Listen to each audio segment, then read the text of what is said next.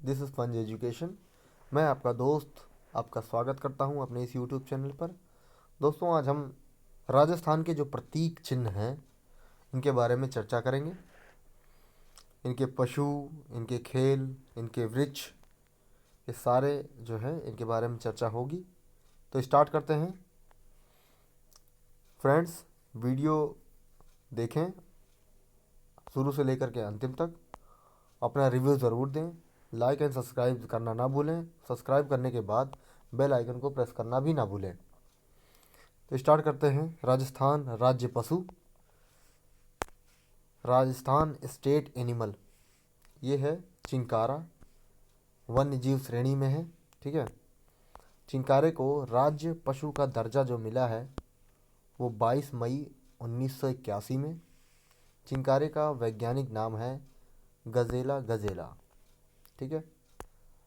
Chinkara antelope प्रजाति का जीव है। राजस्थान में सर्वाधिक चिंकारे जोधपुर में देखे जा सकते हैं। चिंकारे को छोटा हिरण या हरिण के नाम से भी जाना जाता है। हिरण ही है, छोटा हिरण के नाम से भी जाना जाता है। चिंकारों के लिए नाहरगढ़ अभयारण्य जयपुर प्रसिद्ध है। ठीक है। चिंकारे जो हैं वो नाहरगढ़ अभयारण्य में हैं, जयपुर में ही। चिंकारा जो है नाम से राजस्थान में एक तत्वाद्य यंत्र भी है। चिंकारा श्री गंगानगर जिले का शुभंकर है। आगे चलते हैं। राजस्थान जो पशु है, राज्य पशु, ये है ऊंट या कैमल। ये पशुधन श्रेणी है। ठीक है। इसको 30 जून 2014 को बीकानेर में हुई कैबिनेट बैठक में ऊंट को राजकीय पशु घोषित किया गया। आगे चलते हैं। ऊंट को राज्य पशु दर्जा मिला 19 सितंबर 2014 को। ऊंट वध रोक अधिनियम भी हुआ, इसको पारित किया गया दिसंबर 2014 में। ऊंट का जो वैज्ञानिक नाम है कैमेलस ड्रोमेडेरियस है। आगे चलते हैं। ऊंट का जो ऊंट को हम अंग्रेजी में कैमल के नाम से जानते हैं। ऊंट को स्थानीय भाषा में रेगिस्तान का जहाज या मरुस्थल का जहाज, किसने कहा था? कर्नल जेम्स टॉड के नाम से जाना जाता है। ठीक है, इन्होंने ही बताया था। राजस्थान में भारत के 81.37% ऊंट पाए जाते हैं। पूरे भारत के 81.37% पाए जाते हैं। ये 2012 में बताया गया। ऊँटों की जो संख्या है उसकी दृष्टि से राजस्थान का भारत में एकाधिकार है। राजस्थान की कुल पशु संपदा ऊँट संपदा का प्रतिशत 0.56% है। आगे चलते हैं। राजस्थान में जैसलमेर सर्वाधिक ऊँटों वाला जिला है। वहाँ ऊँट जो है सर्वाधिक है। प्रतापगढ़ सबसे कम ऊँटों वाला जिला है। आगे चलते हैं। ऊँट अनुसंधान केंद्र जोहड़बीड़ बीकानेर में स्थित है। ऊँट प्रजनन का कार्य भारतीय कृषि अनुसंधान परिषद द्वारा संचालित किया जा रहा है। Next point, camel milk dairy Bikaner में स्थित है। जो कैमल मिल्क डेयरी है वो बीकानेर में स्थित है। आगे चलते हैं। सर्वोच्च न्यायालय ने एक निर्णय में अक्टूबर 2000 में ऊँटनी के दूध को मानव जीवन के लिए सर्वश्रेष्ठ बताया। ऊँटनी के दूध में कैल्शियम मुक्त अवस्था में पाए जाते हैं, जिनके कारण दूध का दही नहीं जमता है। आगे चलते हैं। ऊँटनी का दूध मधुमेह यानी डायबिटीज़ की रामबाण औषधि के साथ यकृत या प्लीहा रोगों में भी उपयोगी है। आगे चलते हैं। भारतीय सेना के नौजवान थार मरुस्थल में नाचना ऊँटों का उपयोग करते हैं। जैसलमेर में नाचना का ऊँट सुंदरता की दृष्टि से सबसे प्रसिद्ध है। गोमट, फौलादी जोधपुर का ऊंट सवारी दृष्टि से प्रसिद्ध है। सबसे प्रसिद्ध यही है, गोमट और फौलादी। आगे चलते हैं। बीकानेरी ऊंट सबसे भारी नस्ल का ऊंट है, इसलिए बीकानेरी ऊंट बोझा ढोने के लिए प्रसिद्ध है। राज्य में लगभग 50% इसी नस्ल के ऊंट पाले जाते हैं, बीकानेरी ऊंट। आगे चलते हैं। ऊंटों के गले का आभूषण गोरबंद कहलाता है। ऊंटों में पाए जाने वाला रोग सर्रा रोग है। प्रदेश में ऊंटों की संख्या में गिरावट का मुख्य कारण सर्रा रोग है। इस रोग का नियंत्रण के उद्देश्य से 2010 या 11 से ऊंटों में सर्रा रोग नियंत्रण योजना प्रारंभ की गई है। आगे चलते हैं। ऊंटों का पालन पोषण करने वाली जाति राइका अथवा रेबारी है। आगे चलते हैं। ऊंटों की चमड़ी पर की जाने वाली कला उस्ता कला कहलाती है। उस्ता कला को मुनवती या मुनावती कला के नाम से भी जाना जाता है। उस्ता कला मूलतः लाहौर की है। उस्ता कला को राजस्थान में बीकानेर के शासक अनूप सिंह के द्वारा कराया गया। अनूप सिंह का काल उस्ता कला का स्वर्ण काल कहलाता है। अनूप सिंह का उस्ता काल के कलाकार उस्ताद कहलाते थे। उस्ताद मुख्यतः बीकानेर और उसके आसपास के क्षेत्रों के रहने वाले हैं। उस्ता कला का प्रसिद्ध कलाकार हिसामुद्दीन उस्ताम को माना जाता है, जो कि बीकानेर का मूल निवासी थे। उस्ता कला का वर्तमान में प्रसिद्ध कलाकार मोहम्मद हनीफ उस्ता हैं। उस्ता कला के अन्य एक कलाकार इलाही बख्श ने महाराजा गंगा सिंह का उस्ता कला में चित्र बनाया, जो कि यूएनओ के कार्यालय में रखा गया है। ठीक है, आगे चलते हैं। महाराजा गंगा सिंह ने चीन में ऊँटों की एक सेना भेजी, जिसे गंगा रिसाला के नाम से जाना जाता है। कहाँ भेजा? चीन में। ठीक है, गंगा रिसाला के नाम से जाना जाता है। आगे चलते हैं। पानी को ठंडा करने के लिए या रखने के लिए ऊँटों की खाल से बने बर्तन को कॉपी के नाम से जाना जाता है। सर्दी से बचने के लिए ऊँटों के बालों से बने वस्त्रों को बाखला के नाम से जाना जाता है। ऊँट पर कसी जाने वाली काठी को कूंची या पिलाण के नाम से जाना जाता है। ऊँटों की नाक में पहनाई जाने वाली लकड़ी की कील को गिरबाण कहते हैं। आगे चलते हैं। ऊँट की पीठ पर कोबड़ होता है। कुबड़ में एकत्रित वसा इसकी ऊर्जा का स्रोत है। ऊँट व ऊँट पालकों के लिए वर्ष 2008-9 में भारतीय जीवन बीमा निगम तथा जनरल इंश्योरेंस कंपनी के सहयोग से ऊँट एवं ऊँट पालक बीमा योजना लागू की गई। ऊँट का पहनावा: पीठ पर काठी, गर्दन पर गोरबंद, टांगों पर मोढ़िया और मुख पर मोरखा, पूंछ पर परचनी और गद्दी मेलखुरी। ऊँट की प्रमुख नस्लें बीकानेरी, जैसलमेर, मारवाड़ी, अलवरी, सिंधी, कच्छी, केसपाल और गुर्रा। नेक्स्ट, तीसरा है राजस्थान राज्य पक्षी यानी राजस्थान ए स्टेट बर्ड।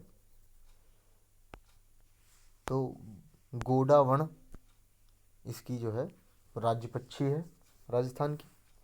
इसको जो दर्जा दिया गया 21 मार्च 1981 में। गोडावण का वैज्ञानिक नाम क्रायोटिस नाइग्रिसेप्स है। गोडावण को अंग्रेजी में ग्रेट इंडियन बस्टर्ड बर्ड कहा जाता है। गोडावण को स्थानीय भाषा में सोहन चिड़िया या शर्मिला पक्षी कहते हैं। आगे चलते हैं। इसे हाड़ौती क्षेत्र यानी सोरसेन में माल मोरली कहा जाता है। गोडावण के अन्य उपनाम सारंग, हुकना, तुकदर, बड़ा तिलोर व गूधनमेर है। राजस्थान में गोडावण की सर्वाधिक 3 क्षेत्रों में पाया जाता है। पहला है सोरसन 12, दूसरा है सोंकलिया अजमेर में, तीसरा है मरुद्यान जैसलमेर बाड़मेर में। गोडावण के प्रजनन हेतु जोधपुर जंतुआलय प्रसिद्ध है। गोडावण का प्रजनन काल अक्टूबर नवंबर का महीना माना जाता है। गोडावण मूलतः अफ्रीका का पक्षी है। इसकी कुल ऊंचाई लगभग 4, जो कि एनसीईआरटी बुक में 1 मीटर दी गई है। इसका ऊपरी भाग नीला दिखाई देता है। गोडावण शुतुरमुर्ग की तरह दिखाई देता है। इसका जो प्रिय भोजन होता है मूंगफली या तारा मीरा होता है। ठीक है, मूंगफली और तारा मीरा। गोडावण राजस्थान के अलावा गुजरात में भी देखा जा सकता है। 2011 में IUCN यानी international union for conservation of nature की रेड डाटा लिस्ट में इसे क्रिटिकली इंडेंजर्ड यानी संकटग्रस्त प्रजाति के माना गया है। ठीक है, गोडावण पक्षी विलुप्त की कगार पे है।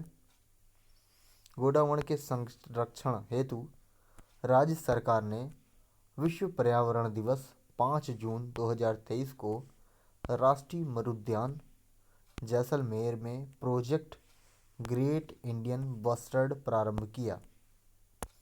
आगे चलते हैं। 1980 में जयपुर में गोडावण पर पहला अंतर्राष्ट्रीय सम्मेलन आयोजित किया गया। गोडावण जैसलमेर का शुभंकर है। आगे चलते हैं।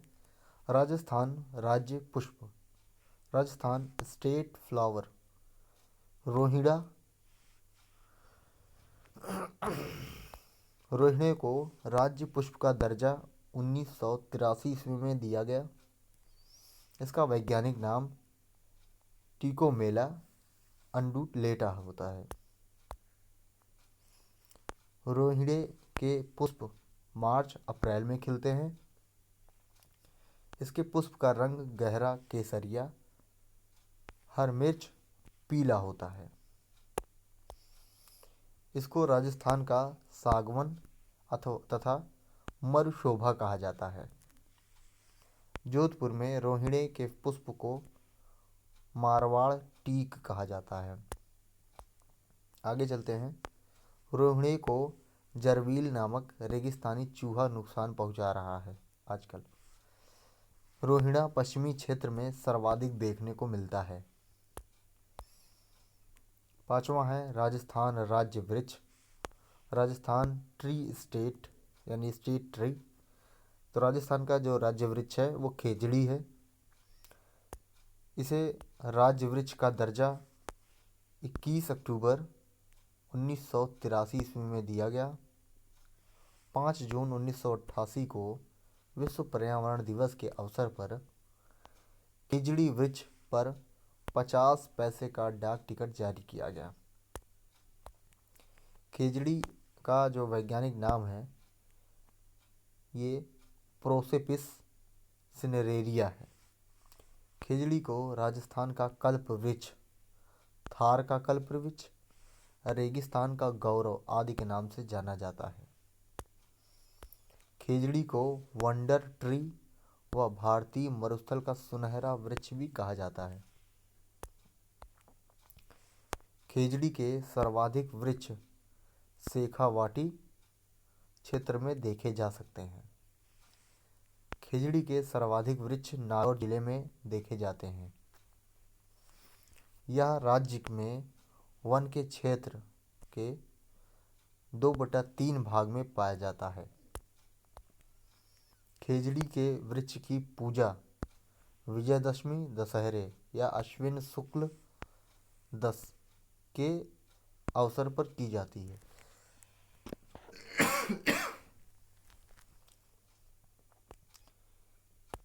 खेजड़ी के वृक्ष के नीचे गोगा जी व झुंझार बाबा के मंदिर बने होते हैं। खेजड़ी को हरियाणवी व पंजाबी भाषा में जांटी के नाम से जाना जाता है। खेजड़ी को तमिल भाषा में पेय मेय के नाम से जाना जाता है। खेजड़ी को कन्नड़ भाषा में बन्ना बन्नी के नाम से जाना जाता है। आगे चलते हैं। खेजड़ी को सिंधी भाषा में छोकड़ा के नाम से जाना जाता है। खेजड़ी को बंगाली भाषा में शाई गाछ के नाम से जाना जाता है। खेजड़ी को बिश्नोई संप्रदाय में शमी के नाम से जाना जाता है। खेजड़ी को स्थानीय भाषा में शिमलो के नाम से जाना जाता है, यानी शिमलो कहा जाता है। खेजड़ी की हरी फलियां सागरी फल गर्मी में लगते हैं। ये फलियां जो हैं सागरी कहलाती हैं तथा पुष्प मींझर कहलाता है। खेजड़ी की फलियां खोखा कहलाती हैं। खेजड़ी की पत्तियों से बना चारा लूम लुंग कहलाता है। वैज्ञानिकों ने खेजड़ी के वृक्ष की आयु है वो 5000 वर्ष बताई है। राज्य में सर्वाधिक प्राचीन खेजड़ी के 2 वृक्ष 1000 वर्ष पुराने मांगलीवास गांव जो कि अजमेर में है। मांगलीवास गांव में अमावस्या श्रावण को वृक्ष मेला है। खेजड़ी के को सेलेस्ट्रेना व ग्लाइकोट्रमा नामक कीड़े जो है नुकसान पहुंचा रहे हैं। माटो बीकानेर के शासकों द्वारा प्रतीक के रूप में रुपये में खेजड़ी के वृक्ष को अंकित करवाया। ऑपरेशन खेजड़ा नमक अभियान 19 चलाया गया। वन्य जीवों के रक्षा के लिए राज्य में सर्वप्रथम बलिदान 1604 में जोधपुर के रामसड़ी गांव में कर्मा व गौरा के द्वारा दिया गया। वन्य जीवों की रक्षा के लिए राज्य में दूसरा बलिदान 1700 में नागौर के मेड़ता परगना के पोलावास गांव में मूंजो जी के द्वारा दिया गया। खेजड़ी के प्रथम बलिदान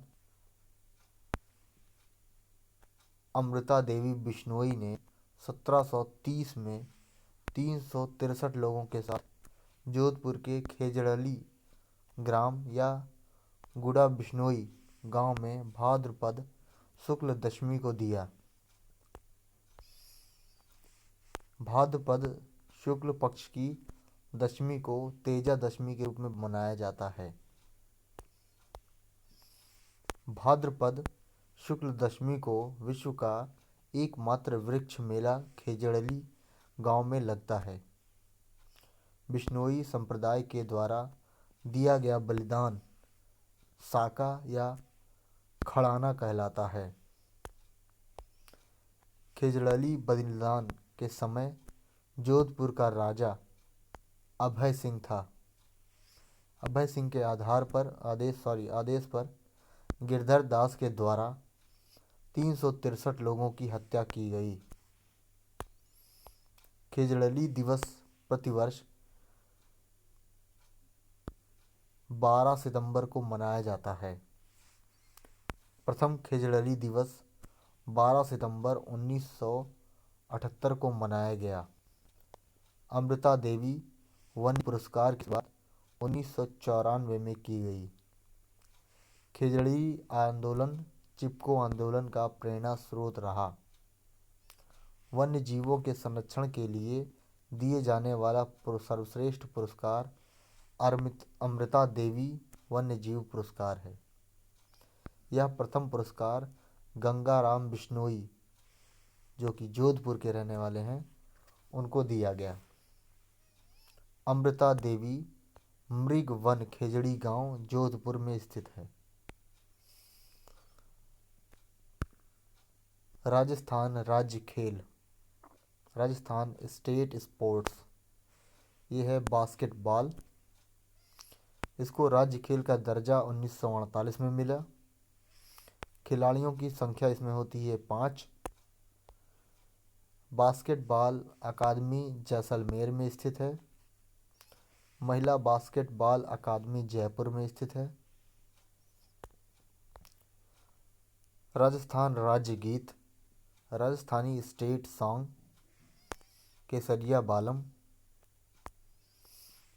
ये राजस्थान का राष्ट्रीय गीत है।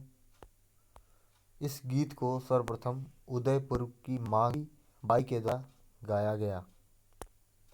इसे अंतर्राष्ट्रीय स्तर पर ख्याति दिलाने का श्रेय बीकानेरी की अल्लाह जिल्ला बाई को है।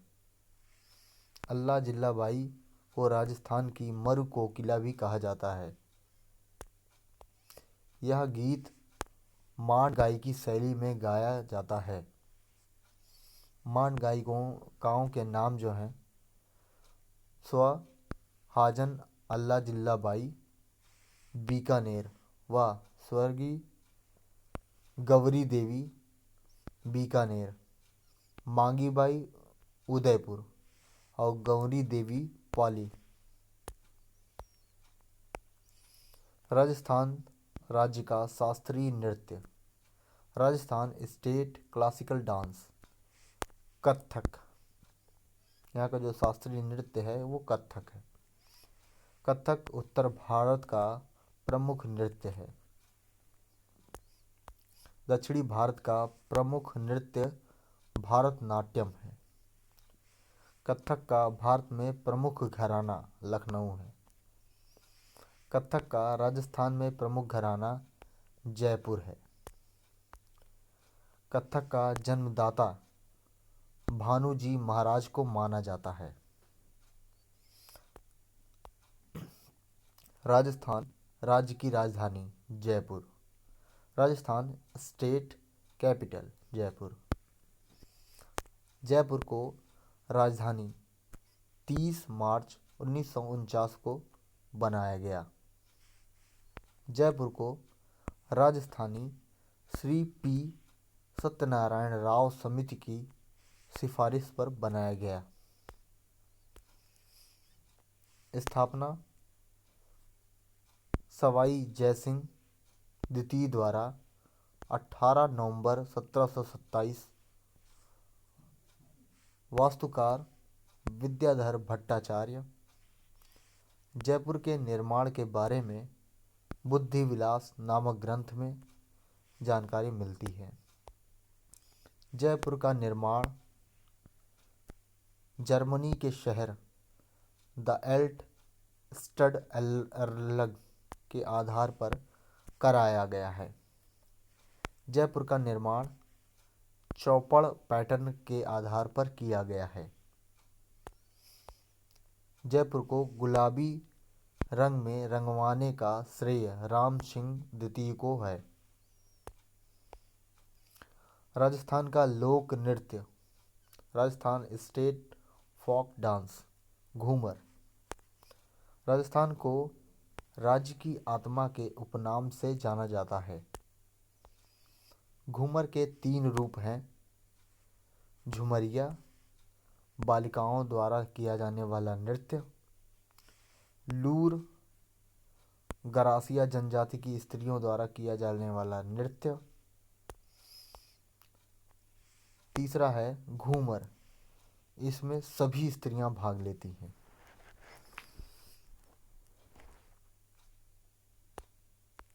ओके फ्रेंड्स, वीडियो कैसा लगा ज़रूर बताएं। फिर मिलेंगे नेक्स्ट वीडियो में नेक्स्ट टॉपिक के साथ। तब तक के लिए मुझे आज्ञा दीजिए। नमस्कार।